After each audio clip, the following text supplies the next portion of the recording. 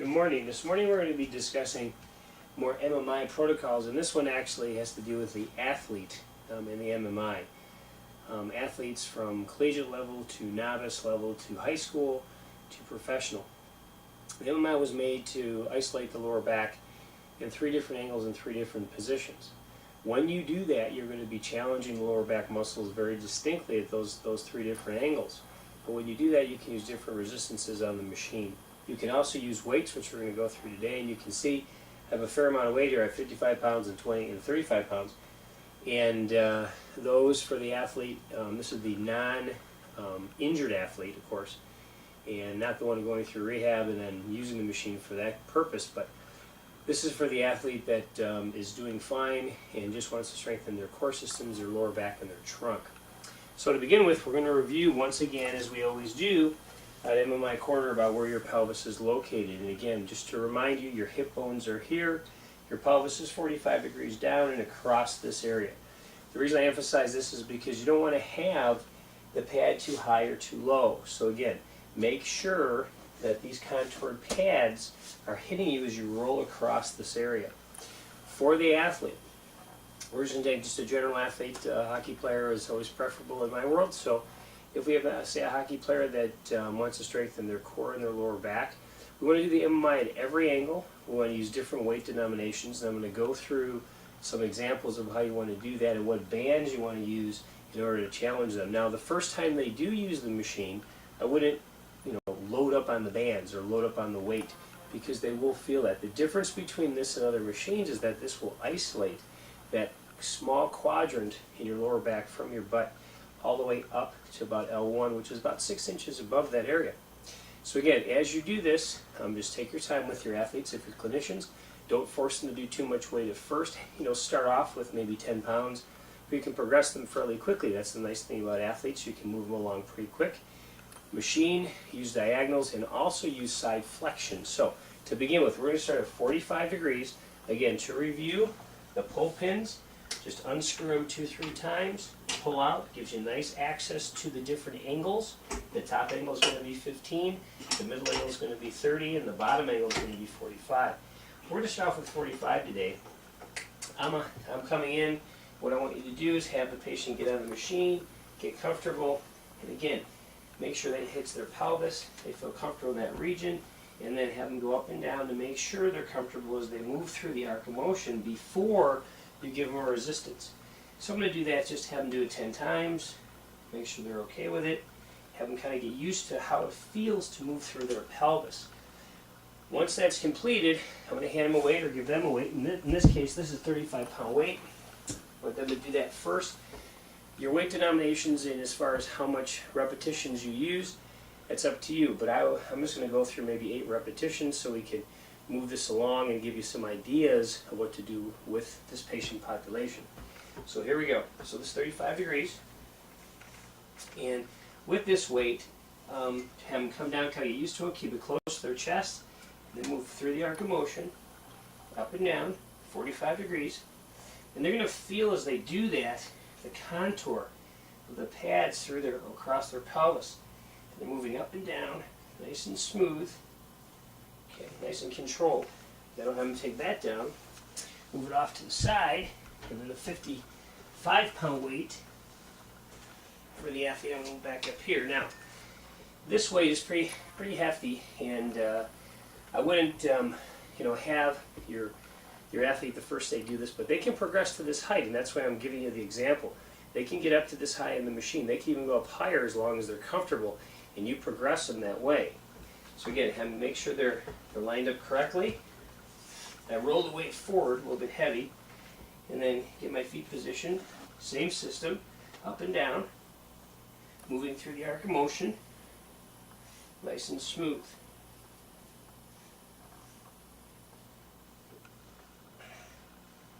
Put it back down, and then we're good to go.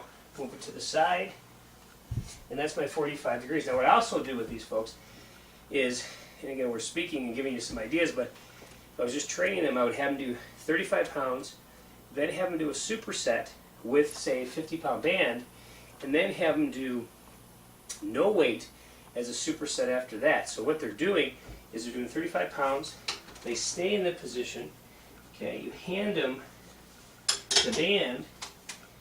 They superset here with the band, up and down, nice and smooth, going through the arc of motion, 50-pound force.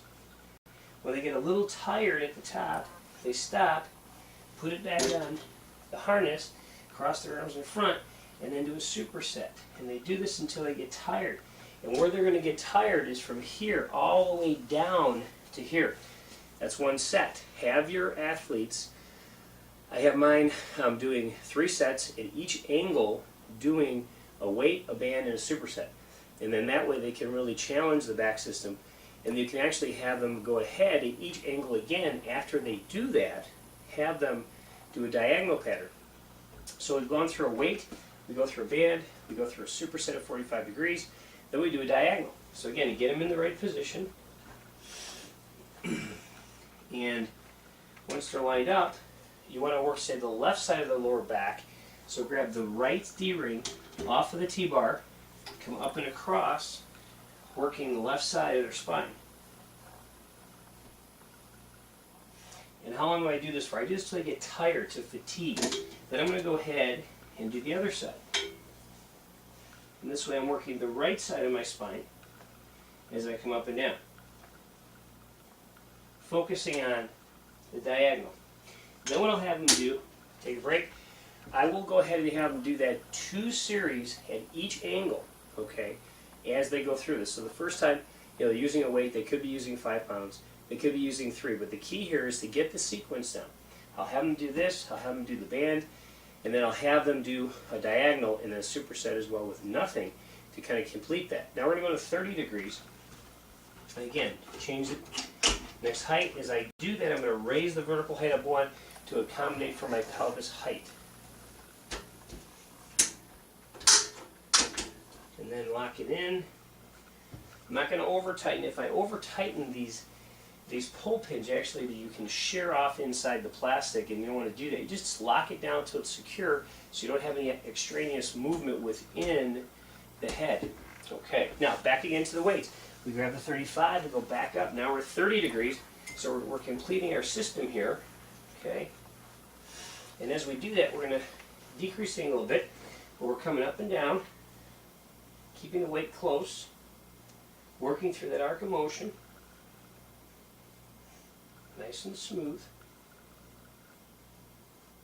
Take a break, move it down, and again, you can choose here to grab the band or give them another weight, but that's up to you in your sequence. Grab the band, up and down, nice and smooth.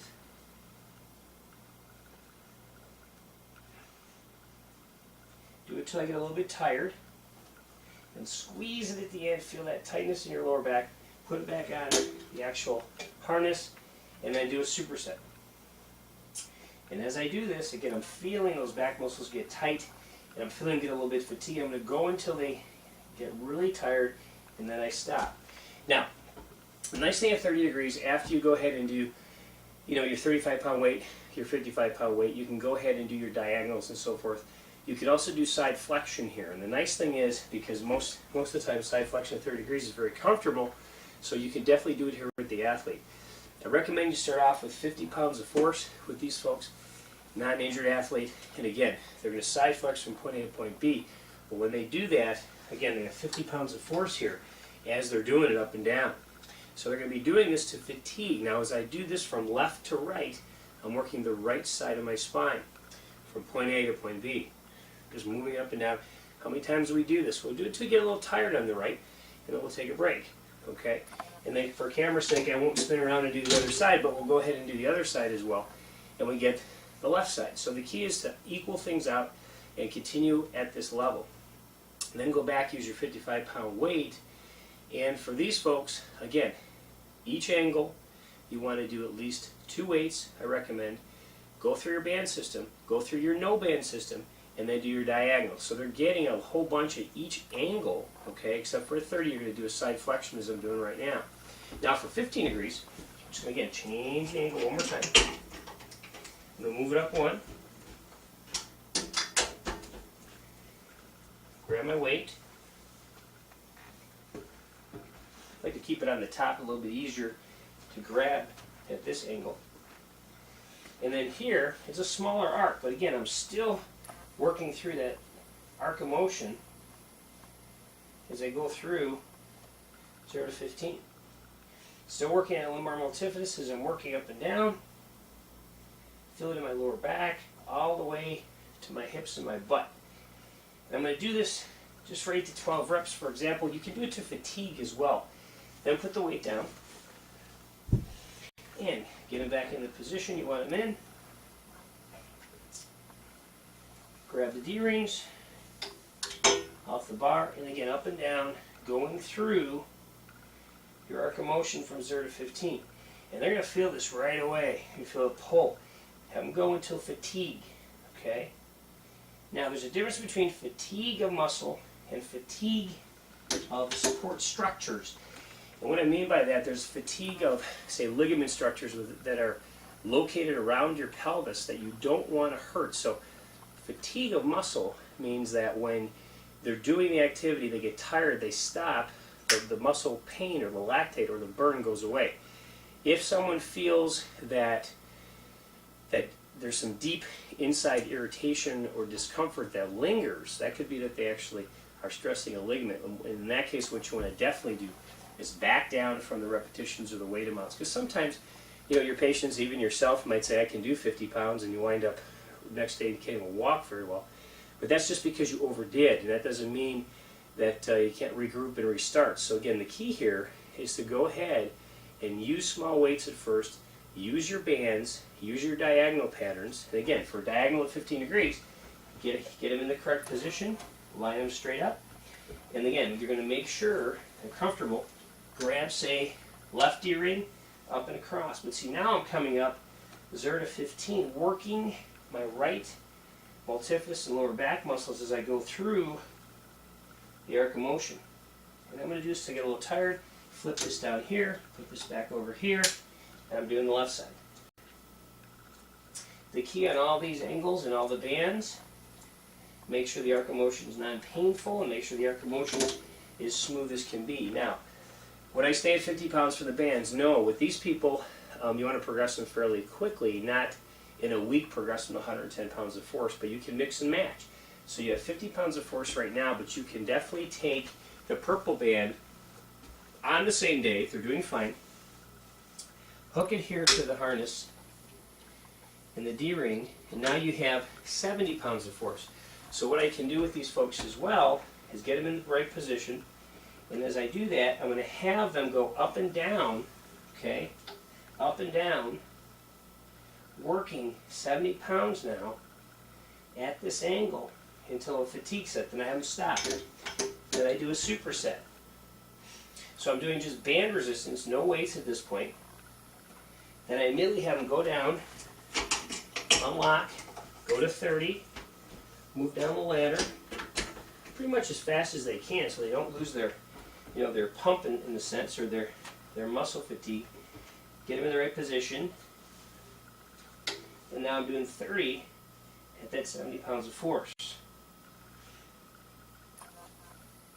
Going through until I get tired. Now, what I'm going to do is I'm going to do that again, but do it at 45. The key here is, the reason I'm doing that is because I'm challenging their back system as I'm going through without a break.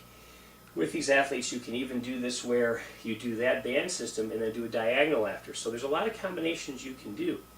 To review again, I recommend that you use a weight, 1 or 2 of them.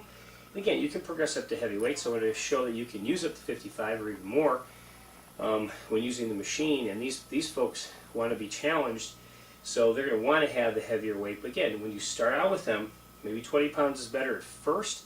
Make sure they come back, no muscle pain. Then do 2 sets with them on the machine. Do a band set, do a superset, then do a diagonal. And at each angle do that. Then at 30 degrees, add in a side flexion. Okay? You can add side flexion at 15 if you like. 30 is pretty comfortable for these people, but again, in general, you can do it at each angle.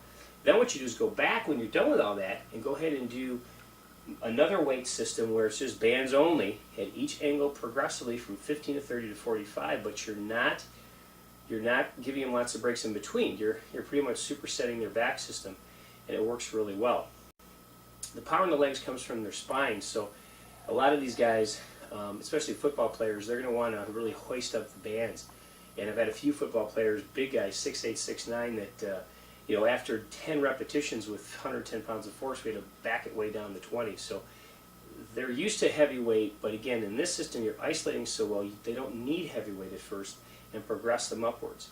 Any questions on the athletic portion of this, make sure you contact me, exclusivept.com, ask any questions, any protocols. A lot of these things that we put together will help you with just progressing them from, even if they do have an injury, but just in general to strengthen their lower spine. If you have any other questions regarding MMI setups, MMI maintenance, whatever you have, just let me know, and we'll shoot you back an email. But thank you for your time, and continue to work hard with your patients, especially your athletic patients, getting back in the game, especially for your ice hockey people. Thank you.